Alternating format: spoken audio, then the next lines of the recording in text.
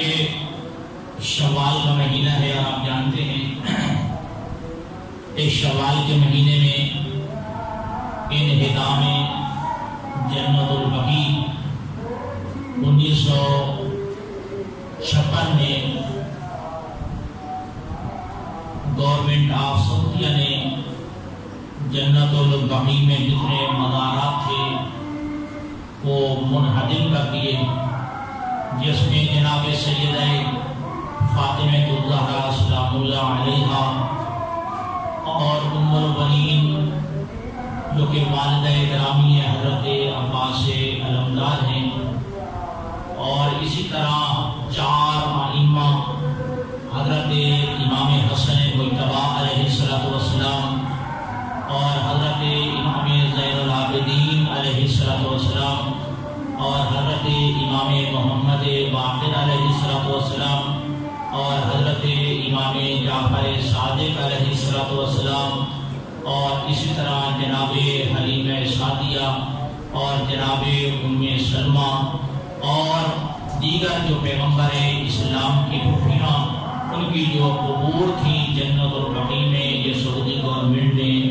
8 شوال کے دن 1956 میں منہدم کر دیا۔ تو اس روز کو روز سوگ کے حوالے سے منایا جاتا ہے، اور پھر اسی شوال کی 15 تاریخ کو مربج اور بانی اور مؤسس مذہب جعفری، آسمان ولایت کے چھٹے درخشاں ستارے اور پیغمبر اسلام کے فرزند ارجمند جن کا لقب بھی صادق ہے، پیغمبر کا لقب بھی صادق، یعنی حضرت امام جعفر صادق علیہ السلام کا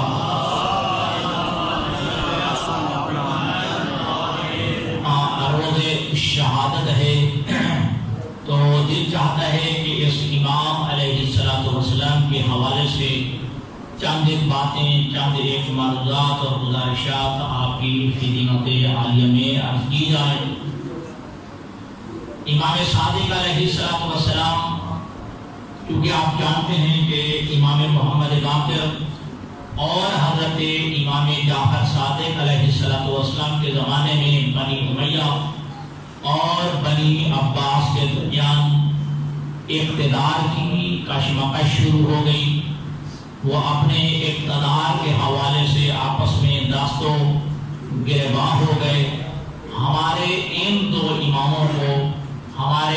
دو اماموں کو اپنے مذہب اہل بیت کی ترویج کا موقع اور وقت مل گیا، لہذا بھرپور مذہب اہل بیت کی جو نشر و اشاعت ہوئی ہے وہ ان دو ائمہ کے زمانے میں، بالخصوص حضرت امام جعفر صادق علیہ السلام کے زمانہ میں بہت زیادہ مذہب اہل بیت کی ترویج بھی ہوئی، تبلیغ بھی ہوئی اور نشر و اشاعت بھی ہوئی۔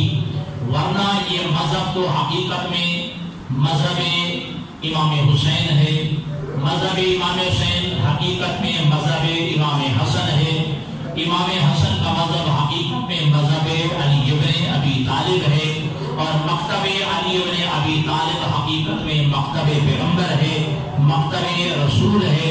اب چونکہ اس مذہب کی ترویج، تبلیغ اور نشر و اشاعت کا سب سے زیادہ موقع ہمارے اس امام کو نصیب ہوا، تو لہذا اسی امام کے نام سے اس مذہب جعفری کا نام موسوم ہو گیا مذہب جعفری۔ تو لہذا تھوڑا سا ان کے نسب کے حوالے سے عرض کر دوں، پھر آگے بڑھتا ہوں۔ حضرت اسماء بنت امیس جو حضرت امیر المومنین علی ابن ابی طالب علیہ السلام کے بھائی حضرت جعفر طیار کی زوجہ تھی۔ تو کیجیے گا، حضرت اسماء بنت امیس حضرت جعفر طیار کی زوجہ تھی، اور حضرت جعفر طیار جنگ موتا میں شہید ہو گئے، اور اللہ نے حضرت جعفر طیار کو 2 پر عطا فرمائے ہیں جن کو ذوالجناحین کہا جاتا ہے، اور حضرت جعفر طیار جنت میں فرشتوں فرشتوں کے ساتھ محو پرواز رہتے ہیں. بات کی سمجھ لگی؟ آگے بڑھو جی. کہ حضرت اسماء بنت امیس جو زوجہ تھی حضرت جعفر طیار کی، اور حضرت جعفر طیار بھائی تھے حضرت علی ابن ابی طالب علیہ السلام کے. جنگ موتا میں آپ شہید کر دیے گئے، اور انہی کا لقب جو ہے وہ بعد میں اسد اللہ بھی جو ہے ان کو لقب دیا گیا، اور ان کو ذوالجناحین کا لقب بھی جو ہے یہ ان سے موسوم ہوئے، کیونکہ جنت میں اللہ نے ان کو 2 پر عطا فرمائے ہیں اور فرشتوں کے ساتھ یہ محو پرواز رہتے ہیں. تو حضرت جعفر طیار کی شہادت کے بعد آپ کی زوجہ حضرت اسماء بنت امیس کا عقد خلیفہ اول سے ہوا، اور اللہ نے ان سے ایک بیٹا عطا فرمایا جس کا نام رکھا گیا محمد، جو کہ محمد ابن ابی بکر کے نام سے مشہور. بات کو سمجھ آ گئی جی؟ نوجوان جو سمجھے گا بات کو بالکل جانتے ہیں، صاحب مطالعہ. تو حضرت اسماء بنت امیس کا عقد ہو گیا حضرت ابو بکر سے. اللہ نے ان کے بطن سے ایک بیٹا عطا فرمایا جن کا نام رکھا گیا محمد، یعنی محمد ابن ابی بکر. ٹھیک ہے.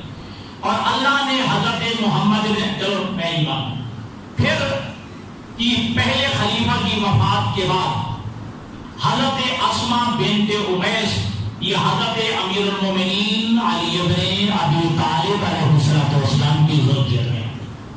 یعنی علی ابن ابی طالب علیہ السلام سے اس بی بی کا عقد ہوا. چونکہ وہ بیٹا جو محمد تھا وہ اپنی والدہ کے ساتھ علی ابن ابی طالب کے گھر میں آ گیا، اور علی ابن ابی طالب نے محمد ابن ابی بکر کی تربیت کی. ٹھیک ہے جی. اب اس سے بڑا جملہ شاید میرے پاس نہ ہو کہ جس بچے کا مربی علی ہو بچہ کیسا ہوگا. جس کا تربیت کنندہ، جس کا مربی علی ابن ابی طالب ہو.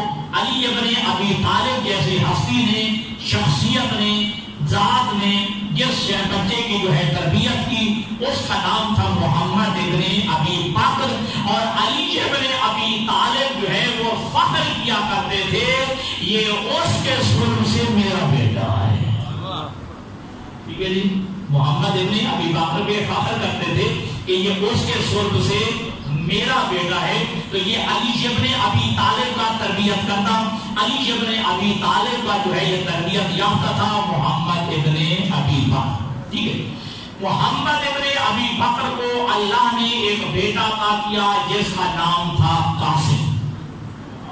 ٹھیک ہے جی. اللہ نے محمد ابن ابی بکر کو بیٹا عطا کیا جس کا نام تھا قاسم. اب یہاں پہ تھوڑا سا اور عرض کر دوں کہ ہمارے کچھ برادران کے ہاں یہ روایت موجود ہے کہ جب ایران فتح ہوا دوسری خلافت میں، تو جو ایران کا بادشاہ تھا یاد، فارسی میں یاد گرد کہتے ہیں اور عربی میں یاد جرد. ٹھیک ہے. یہ ایران کا بادشاہ تھا.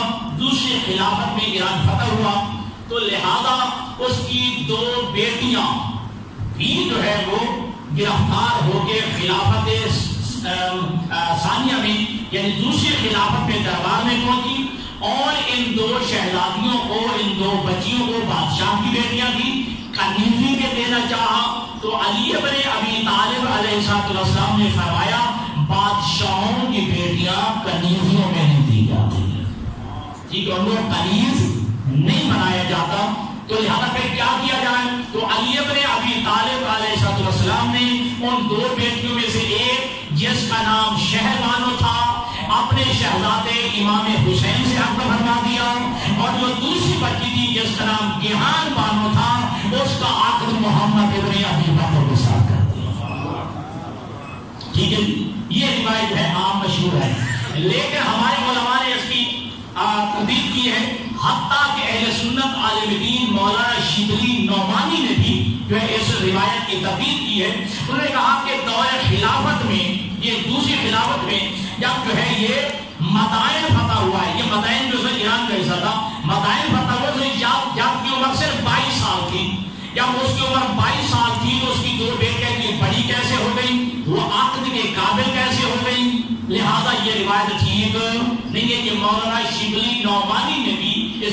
حدیث کی ہے. ٹھیک ہے. تو حسن روایت کیا ہے؟ روایت ہے کہ 31 ہجری میں خلافت عثمانی میں افتخار ایک شاعر تھا، اس کو فتح کیا گیا. ٹھیک ہے جی. یہ بادشاہ یعقوب جو ہے یہ چھپ گیا، بدر کی طرح قتل ہو گیا. علی ابن ابی طالب علیہ السلام کے دور میں علی ابن ابی طالب نے حارث بن یزید کو، جو اس کے اندر ایران کے اندر جو ہے یہ شورے پھیل چکی تھی، بغاوت پھیل چکی تھی، اس بغاوت کو ٹھنڈا کرنے کے لیے حارث بن یزید کو بھیجا. حارث بن یزید نے مال غنیمت کے ساتھ ساتھ ان 2 بچیوں کو علی ابن ابی طالب کے پاس بھیجا. علی ابن ابی طالب کے دور خلافت. ٹھیک ہے. تو اب یہاں ضرورت ہوگی کہ ایک بیٹی ایک بچی کا آگ جو ہے یعنی بی بی شہبانو کا امام حسین علیہ السلام سے، اور دوسری جو بچی تھی گیان بانو اس کا آگ تھا علی ابن ابی طالب نے جناب محمد ابن ابی بکر سے کر دیا.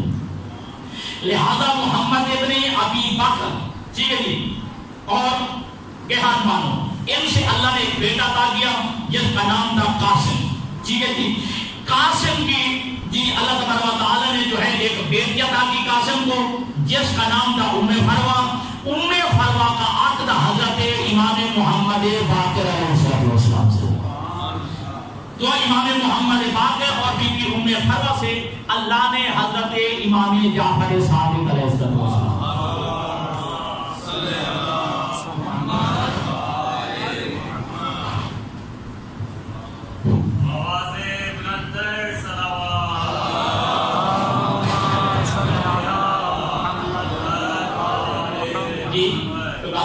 محمد ابن ابی بکر کا گیان بانو سے. ٹھیک ہے. اللہ نے انہیں بیٹا تھا کہ جس کا نام تھا قاسم، اور روایت میں ہے کہ مدینہ کے بہت بڑے فقیر تھے جناب قاسم. ٹھیک ہے. ان کی بیٹی تھی ام فروا. ان کا عقد ہوا حضرت امام محمد باقر علیہ السلام سے، اور حضرت امام محمد باقر اور جناب ام فروا سے اللہ نے حضرت امام جعفر صادق علیہ السلام کو. اچھا، دوسری بچی شہبانو جن کا عقد حضرت امام حسین علیہ السلام سے ہوا، اللہ نے انہیں ایک بیٹا عطا کیا جس کا نام رکھا گیا علی زین العابدین علیہ السلام. ٹھیک ہے جی. امام حسین علیہ السلام کے بیوی تھے، بی بی شہبانو سے اللہ نے انہیں ایک بیٹا عطا کیا جس کا نام حضرت علی زین العابدین علیہ السلام. یہ ایک روایت ہے علی زین العابدین علیہ السلام. ٹھیک ہے. حضرت علی زین العابدین علیہ السلام کا عقد امام حسن مجتبی علیہ السلام کی بیٹی جناب فاطمہ بنت حسن سے ہوا. ٹھیک ہے. امام زین العابدین علیہ السلام کا عقد امام حسن علیہ السلام کی بیٹی جناب فاطمہ سے ہوا، اور اللہ نے امام زین العابدین اور جناب فاطمہ کو جو بیٹا عطا کیا وہ امام محمد باقر. ٹھیک ہے. اب یہ جو کوئی سیادتیں جو ہے اس انداز میں اللہ نے جو ہے ان کو آپس میں ملایا. یہ تھوڑا سا مختصر جو ہے وہ شجرہ میں نے آپ کی حکمت عالیہ میں عرض کر دیا ہے کہ اللہ تبارک و تعالیٰ نے جو ہے شہزادیاں پھر شہزادے، اور وہ کہ جو حسن محمد ابن ابی بکر جو علی ابن ابی طالب کا تربیت یافتہ. ٹھیک ہے. پر اللہ تبارک و تعالیٰ نے جو ہے یہ نجیب الطرفین جو ہے سلسلہ چلایا. حضرت امام جعفر صادق علیہ السلام اس کائنات میں تشریف لے آئے، اور حضرت امام جعفر صادق علیہ السلام وہ علم کا منبع تھے کہ جن کے بارے میں امام ابو حنیفہ نے یہ جملہ کہا مالا الدنیا بعلم ہی و فقہ ہی، کہ امام جعفر صادق علیہ السلام نے کائنات کو اپنے علم اور فقہ سے پر کر دیا، اپنے علم اور فقہ سے پر کر دیا ہے. ٹھیک ہے جی. اور یہ حقیقت میں وہ مدرسہ بیان کرتا ہوں، یہ حقیقت میں مدرسہ جو حضرت پیغمبر خدا حضرت محمد مصطفیٰ صلی اللہ علیہ وآلہ وسلم نے مدینہ میں قائم فرمایا تھا، وہ آپ دیکھ بھی آئے ہیں جو ظاہری تشریف لے گئے جو عمرہ پہ اور حج پہ، وہ چبوترا کہ جس کو جی چبوترا صوفہ کہا جاتا ہے. جی اصحاب صوفہ کچھ ایسے افراد تھے کہ جو وہاں رہتے تھے، پیغمبر اسلام انہیں پڑھاتے تھے، پیغمبر اسلام ان کی تربیت کرتے تھے، اور پیغمبر اسلام کے گھر سے مدرسہ تھا کہ جو پیغمبر خدا نے قائم فرمایا. پھر اس کے بعد جو ہے یہ مدرسہ حضرت زید بن ارقم کے گھر میں منتقل ہوا. اور پھر علی ابن ابی طالب نے جب اپنا دارالحکومت کوفہ کو قرار دیا تو یہ مدینہ سے مدرسہ بھی کوفہ میں منتقل ہو گیا. کوفہ میں ہزاروں علماء علی ابن ابی طالب نے پیدا کیے. ہزاروں شاگردان تھے حضرت علی ابن ابی طالب علیہ السلام کے، جن میں حضرت اسلم بن نباتہ ہیں، حضرت ساسا بن سوحان ہیں، ٹھیک ہے، حضرت عبداللہ ابن عباس ہیں کہ جو مفسر قرآن ہیں. اور اتنے مفسر قرآن ہیں حضرت عبداللہ ابن عباس ڈائریکٹ شاگرد ہیں علی ابن ابی طالب کے تفسیر قرآن میں. وہ ایک جملہ ارشاد فرماتے ہیں جو مولانا فرمان علی صاحب نے اپنے قرآن مجید کے حاشیے مقدمہ میں لکھا ہے کہ وہ فرمایا کرتے تھے کہ اگر میری اونٹ کی نکیل بھی گم ہو جائے، علی نے مجھے اتنا علم عطا کر دیا وہ بھی میں قرآن میں سے پڑھائی کر لوں گا. ایسے شاگردان علی ابن ابی طالب نے جو ہے پیدا کیے. ابو بن نباتہ ہیں، ٹھیک ہے، حضرت عبداللہ ابن عباس ہیں، حضرت ساسا بن سوحان ہیں، حضرت ابو الاسود دؤلی ہیں. اور یہ ابو الاسود دؤلی وہ ہیں کہ جن کو علی ابن ابی طالب نے علم نحو سکھایا تھا. اور آج علم نحو کے موجد ابو الاسود دؤلی کو کہا جاتا ہے، حالانکہ یہ شاگرد ہیں علم نحو میں علی ابن ابی طالب. جی ہزاروں شاگردان اور صحاب علی ابن ابی طالب نے کوفہ میں جو ہے آپ نے تربیت کیے، پڑھائے. اور جب علی ابن ابی طالب کی شہادت ہو گئی تو یہ پھر کوفہ جو ہے کہ یہ مدرسہ جو ہے منتقل ہو گیا مدینہ میں. اور عالم اسلام پر احسان ہے آپ کے امام کا کہ باقاعدہ یونیورسٹی اور باقاعدہ دانشگاہ جس کی بنیاد رکھی وہ آپ کے امام حضرت امام جعفر صادق علیہ السلام.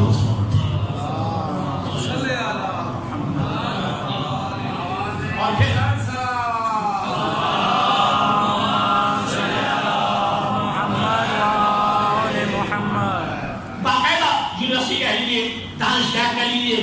مکتب کہہ لیجیے کہ جس کی اساس اور بنیاد آپ کے امام نے رکھی ہے. عالم اسلام پہ احسان ہے آپ کے امام کا. اور پھر یاد رکھیں کہ علم کے بڑھانے میں، علم کی ترویج میں، علم کی نشر و اشاعت میں، جیسے میں نے ابھی عرض کیا، جیسے آپ کے اس امام کو موقع ملا ہے آپ کے باقی ائمہ میں سے کسی امام کو اتنا موقع نہیں ملا ہے. ٹھیک ہے، اور اتنا بڑا مکتب تھا، اتنی بڑی دانشگاہ تھی، اتنی بڑی یونیورسٹی تھی آپ کے امام کی کہ 4,000 شاگرد ایک وقت میں امام کے مکتب میں موجود ہو گئے. ٹھیک ہے جی، یہ نوجوان کے لیے سوال کر رہا ہوں کہ اس امام کی سیرت ہمیں کم جو ہے پڑھا جاتا ہے. ٹھیک ہے، اور زیادہ سے زیادہ ہم اپنے امام کو جانتے ہی کتنے ہیں جی. ہاں، اپنے امام کی کتنے شخصیت سے ہم کتنے آگاہ ہیں سوائے اس کے امام جعفر صادق کی باری رجب گونڈوں کی یاد ہوتی. اس لیے میں تھوڑا چاہتا ہوں کہ امام کی سیرت اور امام کے جو کچھ حالات کو آپ کی سمجھ میں آنے میں. تو امام علیہ السلام نے باقاعدہ یونیورسٹی، اگرچہ پہلی یونیورسٹی کہاں تھی؟ دنیا کے لوگ جسے معزز ترین قبلہ، متبرک ترین، مقدس ترین کائنات کی جگہ جس کو کہا جاتا ہے وہ ہے روضۃ من ریاض الجنہ. وہاں امام کی یونیورسٹی باقاعدہ موجود تھی. اور روضۃ من ریاض الجنہ کون ہے؟ اللہ کا حبیب ارشاد فرماتے ہیں کہ میری قبر اور میرے ممبر کے درمیان جو حصہ ہے یہ جنت کے باغات میں سے ایک باغ ہے.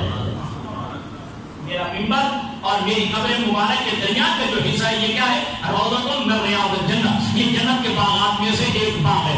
اس جگہ پہ امام جعفر صادق علیہ السلام کا مکتب تھا، امام جعفر صادق کی یونیورسٹی تھی، امام جعفر صادق کی دانشگاہ تھی. 4,000 شاگرد جو ہے امام کے مکتب میں موجود ہوتے تھے. اور وقت کون سا ہوتا؟ نماز فجر پڑھانے کے بعد امام یہاں پہ تشریف فرما ہوتے اور دنیا کے لوگ سمٹ کے امام کی بارگاہ میں آ رہے ہوتے، امام سے سوال کرتے، امام جو ہے علم کے دریا بہا رہے ہوتے. حتیٰ کہ کائنات کے اطراف و اقناف سے جو ہے امام کی خدمت کے لوگ سمٹ کے آ رہے تھے. اور جب منصور دوانگی، اس کا دور تھا منصور دوانگی کا، منصور دوانگی نے یہ دیکھا کہ امام جعفر صادق علیہ السلام کے مکتب میں شاگردان کی تعداد بڑھتی چلی جا رہی ہے، مذہب اہل بیت بڑھتا چلا جا رہا ہے، مذہب آل محمد کی ترویج ہوتی جا رہی ہے اور علم آل محمد نشر و اشاعت میں جو ہے بڑھ رہا ہے. تو اس نے جو ہے اپنے مقرر کردہ امام سے فرمایا کہ 40 مشکل ترین سوال تیار کرو، 40 مشکل ترین سوال کرو تاکہ جو ہے ہم امام کا راستہ یہیں پہ روکیں۔ 40 مشکل ترین سوال اس صاحب نے اپنے طور پر تیار کیے۔ امام علیہ السلام کو بھی بلایا گیا دربار میں۔ جب امام علیہ السلام پہنچے تو روایت کہتی ہے کہ وہ صاحب بھی تشریف لائے، ٹھیک ہے جی، اور باقی جو آیان بھی موجود تھے، عمائدین موجود تھے۔ وہاں جو ہے وہ منصور دوانگی نے اس امام کا تعارف کرانا چاہا تو امام نے فرمایا میں ان کا تعارف جانتا ہوں، میں ان کی حقیقت سے آگاہ ہوں، میں ان کے نام سے بھی آگاہ ہوں، آپ رہنے دیجیے۔ تو منصور دوانگی نے اسے اشارہ کیا کہ سوال شروع کیے جائیں، تو وہ سوال کرتا تھا اور ہر سوال کے جواب میں امام 3 جواب دیتے تھے۔ ہر سوال کے جواب میں امام 3 جواب دیتے تھے۔ مطلب سوال ہوتا، امام فرماتے انتم تقولون قضا واہل المدینہ یقولون قضا جی ونحن اہل بیت محمد نقول قضا۔ اس سوال کے جواب میں تم اہل کوفہ یہ کہتے ہو، مدینہ والے یہ کہتے ہیں، اور اس سوال کے جواب میں ہم آل محمد یہ کہتے ہیں۔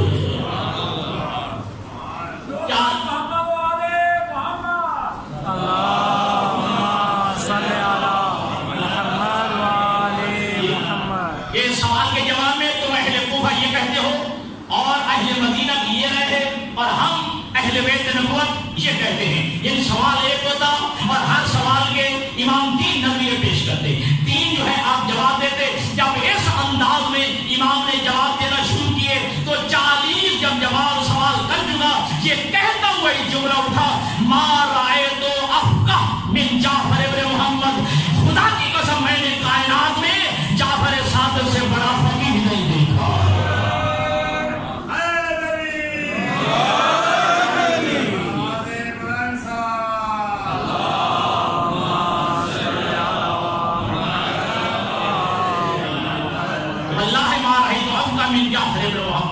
خدا کی قسم میں نے کائنات میں جعفر صادق سے بڑا فقیہ نہیں دیکھا ہے، ٹھیک ہے جی۔ اور اس کے بعد روایات میں ہے کہ ایک صاحب نے جو ہے سوال کر دیا، ٹھیک ہے جی، سوالوں کے جواب جو ہے وہ نہ آئے تو پھر اس صاحب نے جو ہے امام کے پاس جو بڑی لمبی تفصیل ہے کتابوں کے اندر کہ وقت مختصر ہے، تو ایک سوال اس صاحب نے امام جعفر صادق سے کیا کہ اگر کوئی بندہ حالت احرام میں اگر جو ہے کوئی کام کر لے، ایسا قتل کر دے کسی کو، ٹھیک ہے، تو اس کا کفارہ کتنا ہے؟ توجہ کیجیے گا۔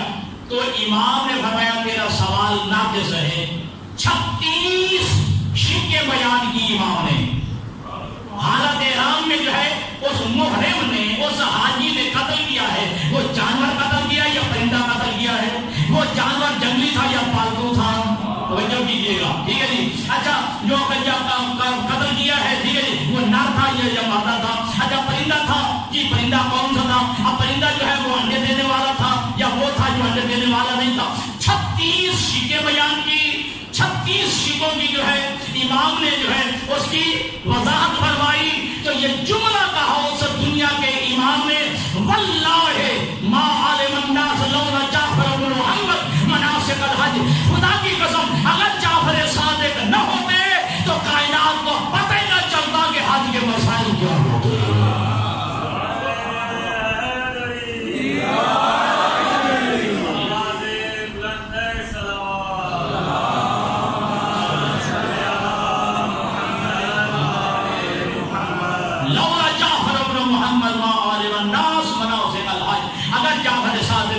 کائنات کو پتہ نہیں چلتا کہ مناسک حج کیا ہوتے ہیں، مسائل حج کیا ہوتے ہیں، توجہ کیجیے گا۔ اور امام جعفر صادق علیہ السلام کا مکتب 4,000 شاگرد امام کے مکتب میں موجود ہوتے۔ حسن بن مشاء ایک راوی روایت کرتا ہے میں مسجد کوفہ میں پہنچا، میں نے مسجد کوفہ میں 900 حلقہ درس دیکھا، 900 حلقہ درس، اور ہر استاد کے 900 استاد بیٹھے تھے، ہر استاد جو اپنے شاگردان کو پڑھا رہا تھا، 900 استاد 900 حلقہ درس لگا ہوا ہے، ہر استاد اپنے شاگردوں کو کہہ رہا تھا حدثنی جعفر بن محمد، جعفر صادق نے مجھے یہ فرمایا، جعفر صادق نے مجھے یہ فرمایا ہے۔ 900 حلقہ درس لگا ہوا ہے مسجد کوفہ میں، اور ہر استاد یہ کہہ رہا تھا حدثنی جعفر بن محمد، حدثنی جعفر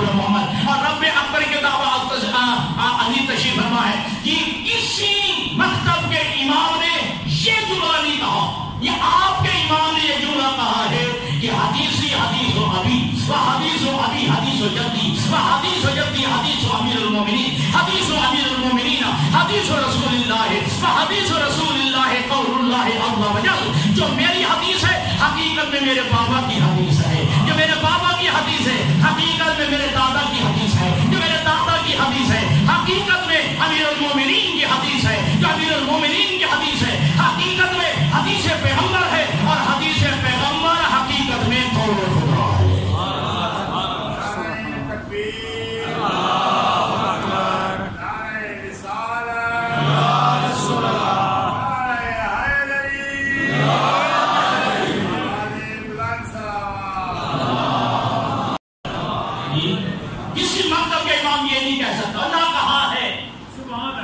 جو میری حدیث ہے حقیقت میں میرے بابا کی حدیث ہے. جو میرے بابا کی حدیث ہے حقیقت میں میرے دادا کی حدیث ہے. جو میرے دادا کی حدیث ہے وہ امیر المومنین کی حدیث ہے. جو امیر المومنین کی حدیث ہے وہ پیغمبر کی حدیث ہے. جو پیغمبر کی حدیث ہے اللہ کا کلام ہے. قول اللہ عز و جل یہ اللہ کا قول ہے. یعنی یہ سلسلہ وہ ہے, یہ ایسی چین ہے, ایسی زنجیر ہے جس کی کوئی کڑی کسی سے ٹوٹتی نہیں ہے. اچھا میں جملہ کہوں, آپ متوجہ ہو گئے. اللہ کے نبی کا جملہ سنتے نا, صلو کما رأیتمونی اصلی, نماز ایسے پڑھو جیسے مجھے پڑھتا ہوا دیکھو. میں نہیں سمجھنا دوں. صلو کما رأیتمونی اصلی کہ نماز ایسے پڑھو جیسے مجھے پڑھتا ہوا دیکھو. تو اگر کہا جائے کوئی تو 100 سال بعد آیا, کوئی 150 سال بعد آیا, کوئی 200 سال بعد آیا ہے, کوئی 250 سال بعد آیا ہے, تو پھر وہ جھوٹ ہو کہ جو بلا فاصل نمازی رسول ہو. یہ بلا فاصل جو ہے پیغمبر کا مقتدی ہو. اور یہی وجہ ہے کہ علی ابن ابی طالب فرماتے ہیں, پہلے جو ہے انا المصلی علی القبلتین, علی اپنے فخر میں فرماتے ہیں میں کائنات کا وہ شخص ہوں جہاں پیغمبر 2 قبلوں کا منہ کر کے نماز پڑھنے والا ہوں. جو بیت اللہ کا بھی منہ کر کے نماز پڑھی ہے, میں نے بیت المقدس کی طرف منہ کر کے نماز پڑھی ہے. اور میں اس وقت پیغمبر کا بلا فاصل نمازی, جب کوئی نماز پڑھنے والا پیغمبر کے پیچھے نہیں تھا, ہم 2 تھے, یا خدیجہ تھی یا میں تھا. اب 2 ہی مقتدی تھے, 2 ہی پیغمبر کے پیچھے نماز پڑھنے والے. جناب سیدہ خدیجہ الکبریٰ تھی, یا میں 9 سال کا علی ابن ابی طالب تھا. تو سلسلۃ الذہب بھی آپ سمجھتے ہیں نا, سلسلۃ الذہب, زال ہے 2 آنکھوں والا پربے, اس کو کہتے ہیں سونا, سونے سے لکھنے والی زنجیر. ٹھیک ہے جی. یہ جب امام علی رضا علیہ السلام موضوع پڑھ رہا ہے, حضرت امام علی رضا علیہ السلام جب مدینہ سے تشریف لائے تھے, ٹھیک ہے, تو 4000 علماء اپنے ہاتھوں میں قلم لے کے کھڑے تھے. ٹھیک ہے, امام کی سواری رکی اور یہ کہا کہ کوئی نانا کی حدیث ارشاد فرمائیے. کوئی نانا کی حدیث ارشاد فرمائیے. ٹھیک ہے, پورا جو سلسلہ بیان کیا ہے. ٹھیک ہے جی. یہ حدیث جو میں کہہ رہا ہوں یہ میرے بابا کی ہے, بابا سے جی میرے دادا نے, دادا نے, یہ چلتے چلتے چلتے جو ہے یہ پیغمبر اسلام نے جو ہے جبرائیل سے, جبرائیل کہتا ہے کہ اللہ فرماتا ہے کہ لا الہ الا اللہ حسنی,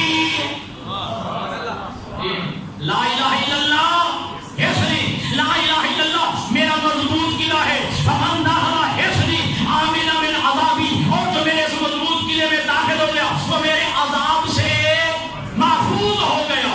توجہ رکھیے گا. ٹھیک ہے جی, محفوظ ہو گیا. ابھی پیغمبر کی سواری چلی, 1 قدم چلی تھی, پھر پیغمبر اللہ کے امام اللہ علیہ السلام کی سواری چلی. امام اللہ علیہ السلام نے جو ہے سواری کو روک کے کہا, ہاں اس میں کوئی شک نہیں, لا الہ الا اللہ اللہ کا جو ہے مضبوط قلعہ ہے, اور جو قلعے میں داخل ہو گیا وہ عذاب الہی سے بچ گیا. لیکن بے شرط و شروط ایسے نہیں, کچھ شرطوں کے ساتھ, وَإِن میں وَعَلَى مِن شُرُوطِهَا, اور شروط میں سے اور شرط میں سے ایک میں علی رضا علیہ السلام. یہ سلسلہ تو ذہب یعنی وہ سلسلہ ہے کہ ان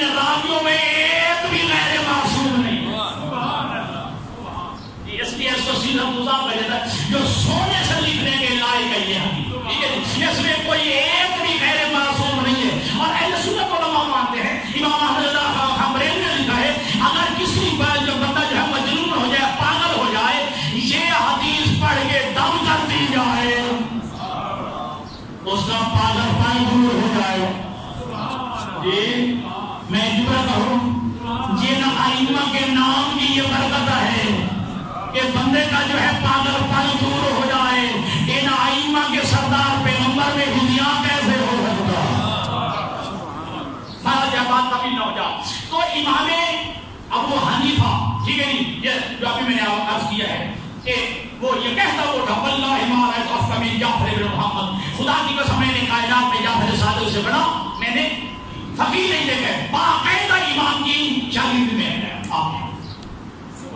2 سال تک باقاعدہ مکتب امام جعفر صادق میں شاگردی اختیار کی، اور شاگردی بھی اختیار کرنے کے بعد فخر بھی کیا لولا سنتان لحالق النومان، اگر میں 2 سال جعفر صادق کی شاگردی میں نہ گزارتا میں ہلاک ہو گیا ہوتا۔ اگر 2 سال میں جعفر صادق کی شاگردی میں نہ گزارے ہوتے تو میں ہلاک ہو گیا ہوتا۔ حضرت امام ابو حنیفہ سے جب بھی پوچھا جاتا کہ آپ کی عمر کتنی ہے، وہ کہتے 2 سال۔ اب جو ذرا سو رہے ہیں جہاں جی درست نہیں کرنا، ٹھیک ہے، آپ کے عمر کتنی ہے پوچھا کہا 2 سال، تو کہنے والے نے کہا آپ کی عمر اس وقت ہے 80 سال ہے اور آپ کہہ رہے ہیں 2 سال۔ امام ابو حنیفہ کہتے ہیں وہ 2 سال جو میں جعفر صادق کی شاگردی میں گزارے ہیں اسی کو تو میں زندگی سمجھتا ہوں۔ حقیقت میں اسی کو جو ہے زندگی سمجھتا ہوں۔ تو دوستان گرامی، یہ تو دنیا کے حوادثات زمانہ کی تبدیلی ہے، ٹھیک ہے، یہ انقلاب زمانہ ہے جس کے بارے میں ایک بندہ کہے کہ اگر میں 2 سال شاگرد نہ ہوتا میں ہلاک ہو گیا ہوتا۔ کوئی یہ کہتا ہے لولا علی اللہ لولا علی نہ ہوتے میں ہلاک ہو گیا ہوتا۔ جی دادا بھی ہلاکت سے بچانے والا، پوتا بھی ہلاکت سے بچانے والا، جی جسے پوتے نے ہلاکت سے بچایا اسے امامت مل گئی، جسے دادا نے خلافت ہلاکت سے بچایا اسے خلافت مل گئی ہے۔ سب پڑھیے محمد والے محمد۔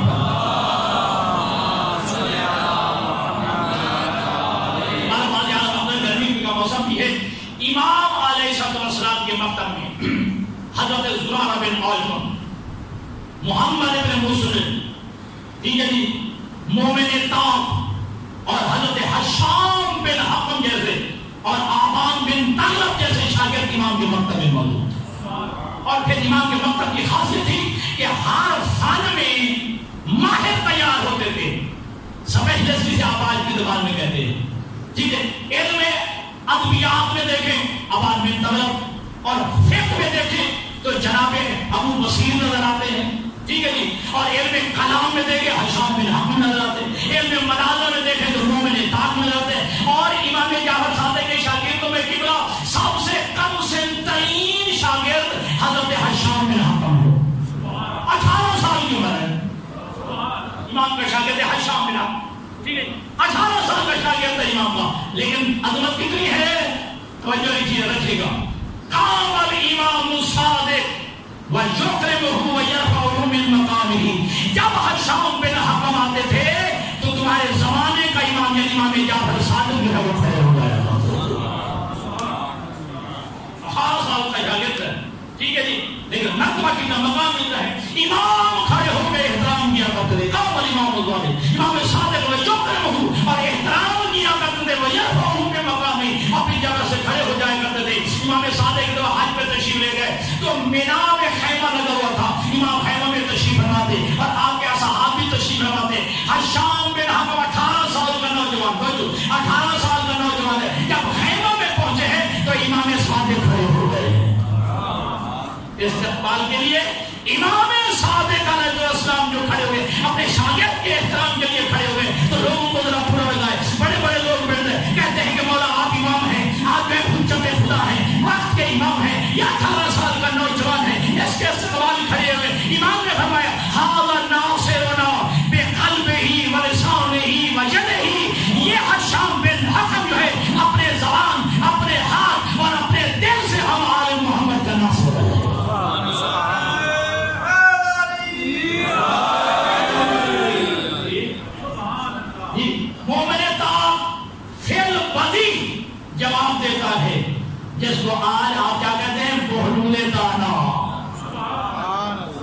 یہ تمہارے امام جعفر صادق علیہ السلام کا شاگرد ہے.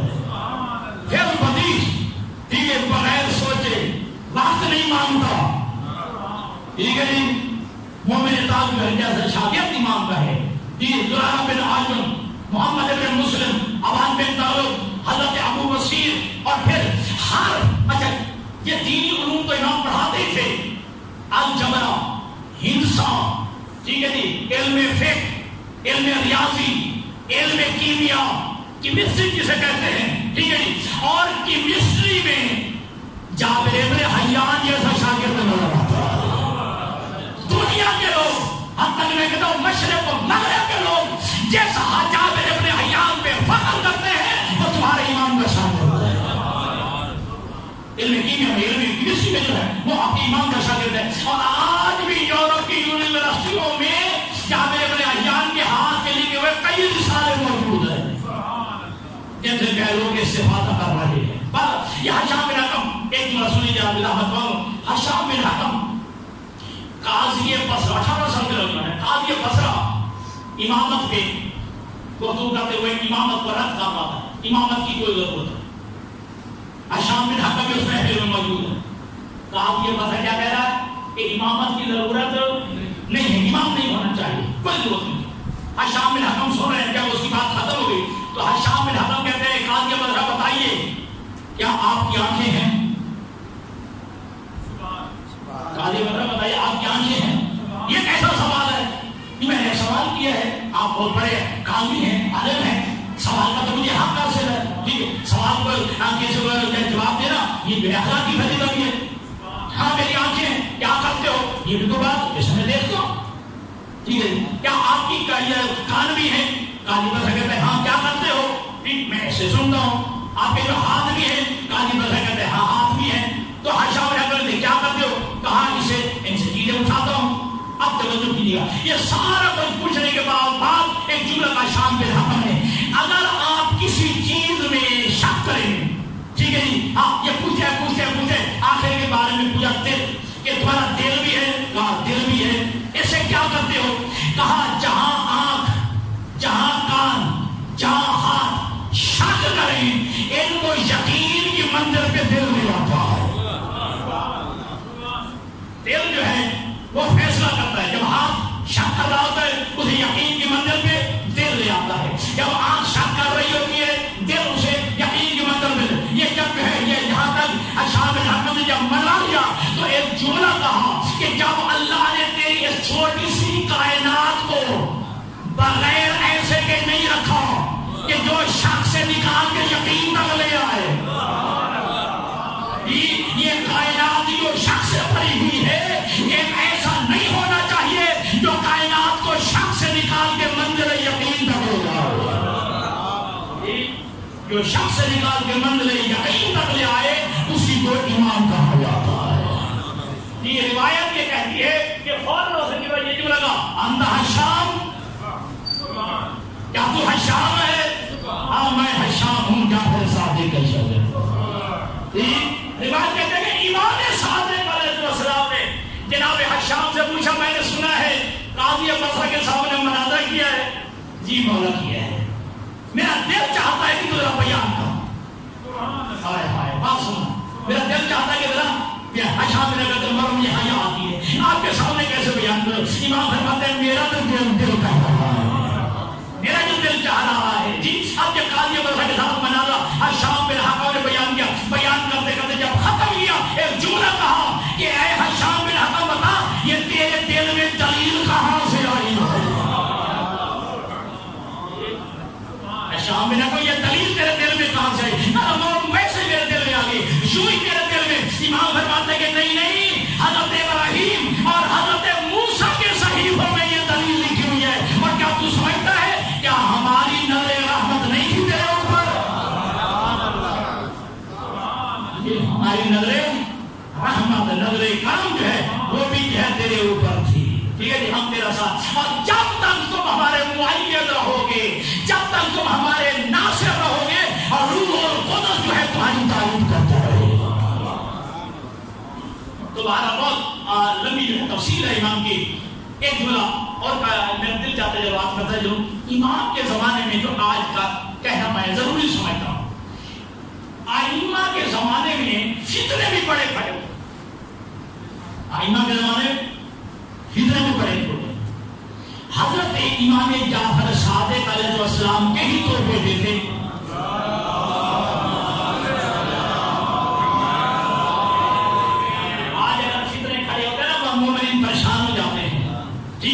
یہ ہو رہا ہے وہ ہو رہا ہے، آج یہ سازش ہو رہی ہے۔ ائمہ کے زمانے میں خود میں ایک ایسی امام میں جیسا میں موجود ہے آپ کے سامنے عرض کرتا ہوں، دو بیٹے تھے عبداللہ افتح اور اسماعیل۔ عبداللہ افتح نے خود امام صادق کی شہادت کے بعد اپنی امامت کا دعویٰ کر دیا، جس کا فرقہ بن گیا عقیدہ اپنا فرقہ فتحیہ۔ فرقہ فتحیہ دیکھو، امام کا بیٹا ہے، معصوم کا بیٹا ہے، لیکن امام جعفر صادق کی شہادت کے بعد اپنی امامت کا دعویٰ کرتا ہے، ٹھیک ہے۔ اور اسی طرح دوسرا جو بیٹا تھا اسماعیل، ٹھیک ہے، ان کی وفات کے بعد لوگوں نے امام موسیٰ کاظم علیہ السلام کی بجائے جب اسماعیل کو امام مان لیا، جو اسماعیلی فرقہ کہلایا، ٹھیک ہے۔ اسماعیلی فرقہ آگے چلا ہے، پھر وہ خلافت فاطمیہ بھی بعد قائم ہوئی، تو یہ اسماعیلیوں میں سے بھی آگے دو فرقے بن گئے، کچھ بوہرے کہلائے آغا برہان الدین کے، اور کچھ جو ہے وہ برس کریم آغا حامد آغا خیرات آغانی۔ بارہ میرا مقصد یہ کہنے کا کہ ائمہ کے زمانے میں بھی برائی ہوتی رہی ہے، ائمہ کے زمانے میں بھی جو ہے یہ زال و مضل پیدا ہوتے رہے ہیں۔ اگر ائمہ کے زمانے میں یہ غالی نہ ہوتے، ائمہ کے زمانے میں یہ تفویض یعنی عقیدہ تفویض مفوضہ نہ ہوتے، تو پھر ائمہ نے ان کے اوپر لعنت کیوں ہے؟ یہ لعنت کرنا دلیل ہے کہ امام کے زمانے میں بدبخت غالی بھی بن گئے تھے اور ائمہ کے زمانے میں یہ مفوضہ بھی بن گئے تھے۔ ان میں سے ایک صوفیہ فرقہ بھی بن گیا، ٹھیک ہے جی، بہت سارے جو فرقے بن گئے، اور ان امام صادق کے زمانے میں کچھ ایسے جو لا مذہب بن گئے، جسے آج آپ کے زمانے کے کیا کہتے ہیں؟ کمیونسٹ، ٹھیک ہے، کمیونسٹ جو اللہ کے وجود کے قائل نہیں ہے، ٹھیک ہے۔ عبداللہ کسانی، ٹھیک ہے، یہ ضروری میں سمجھتا ہوں یہ جملہ کرنا، عبداللہ کسانی وہ کہتا تھا کہ اللہ نہیں ہے، کوئی اللہ کا وجود نہیں ہے، یہ کائنات خود بخود بن گئی اور ایک دن آئے گا خود بخود یہ کائنات ختم ہو جائے گی۔ امام سے مناظرہ کرنے کے لیے آیا، ٹھیک ہے، امام صادق علیہ السلام سے مناظرہ کرنے کے لیے آیا کہ میں دلیل دوں گا کہ کائنات خود بخود بن گئی اور خود بخود ختم ہو جائے گی، اس کا کوئی بنانے والا نہیں ہے، اس کا کوئی جو ہے صانع نہیں ہے، اس کا کوئی جو ہے بنانے والا خالق نہیں ہے۔ امام کی خدمت میں پہنچا، امام نے پوچھا تیرا نام کیا ہے؟ مناظرہ کرنے آیا امام سے، یعنی امام نے پوچھا کہ تیرا نام کیا ہے؟ اٹھ کے چلا گیا۔ وہ بیٹھنے والے کہتے ہیں کہ مولا یہ تو آیا تھا آپ سے مناظرہ کرنے، آپ نے پوچھا تیرا نام کیا؟ بیچارہ امام فرماتے ہار گیا ہے، شکست آ گیا مناظرے میں۔ لوگ کہتے ہیں کہ مولا اب تک بات ہوئی نہیں، کلام ہوئی نہیں، مناظرہ شروع نہیں ہوا، یہ ہارا کیسے ہے؟ امام نے فرمایا میں نے پوچھا اس کا نام تھا عبداللہ، اگر یہ بتاتا کہ میرا نام ہے عبداللہ تو میں پوچھتا کہ عبداللہ کے کیا معنی ہے؟ یہ کہتا عبداللہ کے معنی ہے اللہ کا بندہ۔ میں سوال کرتا جب اللہ نہیں تو کس کا بندہ؟ جی تو سمجھ گیا کہ امام یہ پوچھیں گے تو لہذا اٹھ کے چلا گیا۔ اس طرح ابو شاکر تیسانی وہ بھی دہریہ تھا، وہ امام کی خدمت میں کچھ دن اس نے مٹی کو کھود کے، جیسا کہ گوبر وغیرہ میں آپ بھی دیکھتے ہیں کہ گوبر کے اندر خود بخود کیڑے پیدا ہو جاتے ہیں، ٹھیک ہے، اس نے بھی کیا زمین کھود کے جس کو بند کر کچھ دنوں کے بعد اس میں نے کچھ کیڑے نکل آئے، وہ کیڑے مکوڑے ایک ڈبیا میں بند کر کے امام کی خدمت میں لے آئے، کہتے دیکھو ان کیڑوں کا خالق میں ہے، ان کیڑوں کو میں نے پیدا کیا ہے، میں ان کا خالق ہوں۔ امام نے ڈبی میں سے نکال، جب سارے نکال دیے تو یعنی وہ کیڑے مکوڑے ادھر ادھر دوڑنے لگے، پھرنے لگے۔ امام فرماتے ہیں تو کون ہے؟ ہم ان کا خالق ہوں۔ کہا پھر ان کو حکم دے جو مشرق کو جا رہے مغرب کو آ جائیں، جو مغرب کو جا رہے مشرق کو آ جائیں۔ وہ کہتا ہے یہ تو نہیں ہو سکتا، تو یہ نہیں ہو سکتا، تو تم ان کا خالق ہے، پہلے تو نے پیدا کیے؟ جی میں نے خالق کیے۔ فرمایا پھر بتا سکتا ہے اس کی تعداد کتنی ہے؟ ان کیڑوں کی تعداد کتنی ہے؟ کہتا ہے یہ تو میں نہیں جانتا۔ اب امام فرماتے ہیں کیسا تو خالق ہے، اپنی مخلوق کی نہ تعداد جانتا ہے نہ مخلوق پہ اختیار ہے. کیسا خالق ہے، اپنی مخلوق کی نہ تعداد جانتا ہے اور نہ ہی اپنی مخلوق پہ تجھے اختیار ہے. سن، میں خالق نہیں ہوں، میں خالق کا بندہ ہوں. جی میں اللہ نہیں ہوں، اللہ کا عبد ہوں، اللہ کا بندہ ہوں. میں اللہ کے عطا کردہ علم سے جانتا ہوں ان کیڑوں کی تعداد کتنی ہے. میں یہ بھی جانتا ہوں ان میں نر کتنے ہیں، ان میں مادہ کتنے ہیں. میں یہ بھی جانتا ہوں جو مادہ ہے ان میں حاملہ کتنی ہے، غیر حاملہ کتنی ہے. جو حاملہ ہے اللہ کے علم سے میں جانتا ہوں وہ نر جنم دے گی یا مادہ جنم دے گی. اور پھر میں جو ہے اللہ کے عطا کردہ علم سے اللہ نے مجھے یہ طاقت دی ہے. امام نے دیر زبان کچھ کہا، جی جو مشرق کو جا رہے تھے بھی پیچھے ہو رہا ہے، جو مغرب کو پیڑے جا رہے تھے بھی واپس ہو رہا ہے. ایک جگہ پہ رک گئے. ایک جملہ جو ہے یہاں روایت کہتی ہے کہ اس شاکر دیسانی نے کہا آپ اتنا اختیار رکھتے ہیں؟ تو میرے امام نے فرمایا یہ اس کا دادا انگلی کے اشارے سے سورج پر ڈالو. وہ کیڑوں کا رخ جو ہے نہیں پھیر سکتا ہے. ہر عزیزان گرامی کا یاد رکھیے گا وہ بات جو ہے وہیں پہ رہ گئی تھی کہ صلو کما رأیتمونی اصلی. اللہ کے حبیب فرماتے ہیں کہ نماز ایسے پڑھو جیسے مجھے نماز پڑھتا دیکھو. تو کائنات میں واحد ہم لوگ ہیں. ہم کہہ سکتے ہیں، ہمارے فقہا کہتے ہیں کہ جی نواب اربع نے ایسے نماز پڑھی ہے. نواب اربع کہتے ہیں ہمارے 12ویں نے ایسے پڑھی ہے. 12واں کہتا ہے ہمارے 11ویں نے ایسے پڑھی ہے. 11واں کہتا ہے کہ 10ویں نے ایسے پڑھی ہے. 10واں کہتا ہے کہ 9ویں نے ایسے پڑھی ہے. 9واں کہتا ہے کہ میں 8ویں نے ایسے پڑھی ہے. 8واں امام کہتا ہے ہمارے 7ویں نے ایسے پڑھی ہے. 7واں فرماتا ہے ہمارے 6ٹھے نے ایسے پڑھی ہے. 6ٹھا کہتا ہے ہمارے 5ویں نے ایسے پڑھی ہے. 5واں کہتا ہے ہمارے 4تھے نے ویسے پڑھی ہے. 4تھا کہتا ہے کہ امیر المومنین امام علی ابن ابی طالب نے، امام حسن نے، امام حسین نے ایسے پڑھی ہے. اور علی وہ ہے جو بلا فصل پیغمبر کا نوازی ہے. بس علی تعالی گرامی کا یہ امام جو کائنات کا محسن ہے، جس نے کائنات میں علم دیا ہے، جس کے 4,000 شاگرد ایک وقت میں ہوتے تھے. کئی دفعہ امام علیہ السلام کو شہید کرنے کی کوشش کی گئی. روایت میں کہ میرے اس امام کو ایک دفعہ منصور تمانگی نے اپنے دربار میں بلایا اور ایک جملہ کہا ہے جعفر صادق. جملہ بڑا سخت ہے لیکن روایت میں یہی ہے، تجھے شرم نہیں آتی اس زندگی کے اس حصے میں امامت کا، خلافت کا مطالبہ کرتا ہے، اقتدار کا خواہش مند ہے. امام فرماتے میں نے کبھی اقتدار کا مطالبہ نہیں کیا ہے، میں کبھی تخت و تاج کا جو ہے طالب نہیں رہا ہوں.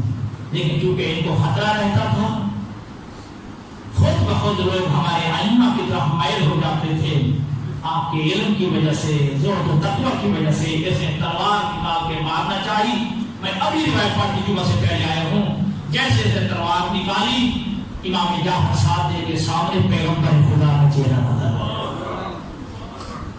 پیغمبر خدا کا چہرہ نظر آیا. اس پر بخت نے تلوار نیچے کی، پھر اٹھائی، حملہ کرنا چاہا لیکن سامنے پیغمبر خدا کا چہرہ نظر آیا. اور میں کہتا ہوں روایت یہاں تک ہے، میں کہتا ہوں عجب نہیں اللہ کے نبی نے کہا ہو بدبخت میرے بیٹے کا جرم کیا ہے، میرے بیٹے کا قصور کیا ہے. بعض روایات میں روایت اور ملتی ہے کہ جب جناب علی اصغر کا نشانہ لگایا تھا ہرملہ نے، جی تو ہرملہ پہ جب تیر گر گیا تھا تو پوچھا تھا نا جی عمر ابن سعد نے تیرا جو ہے تیر کیوں گر گیا؟ کہا یہاں بیٹھ جہاں میں بیٹھا ہوں، میں جب علی اصغر کے چہرے کے گلے کی طرف تیر چلانے کا ارادہ کرتا ہوں کبھی مجھے پیغمبر کا گلا نظر آتا ہے، کبھی علی کا گلا نظر آتا ہے، کبھی حسن کا گلا نظر آتا ہے، کبھی کسی مصروف کا گلا نظر آتا ہے. اور رونے والوں اداکار روایت یہ کہتی ہے کہ امام جعفر صادق علیہ السلام کے حسن بن یزید جو مدینے کا حاکم تھا، یہ منصور تمانگی نے حکم دیا کہ امام کے گھر کو آگ لگا دی جائے. امام کے گھر کو شاید آگ لگائی گئی اور وہ جلتا ہوا دروازے سے آگ جو ہے ڈیوڑی تک پہنچی، دیوار جو ہے اندر پہنچی ہے. رب اکبر کے سن روایت کا الفاظ یہ ہے کہ امام دوڑ بھی رہے تھے، امام گریہ بھی کر رہے تھے، اپنی بیٹیوں کو بھی بچا رہے تھے، اپنی مستورات کو بھی بچا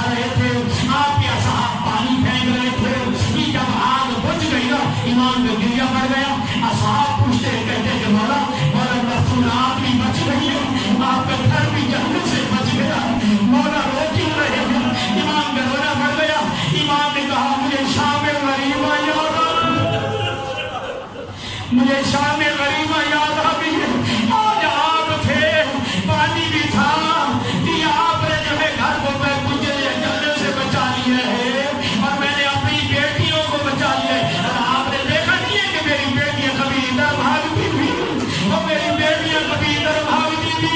آئے شام غریبہ، کوئی مرد نہ تھا جو بچاتا، کوئی پانی نہ تھا جس سے آگ بجھائی جاتی، اور خدا کی قسم علماء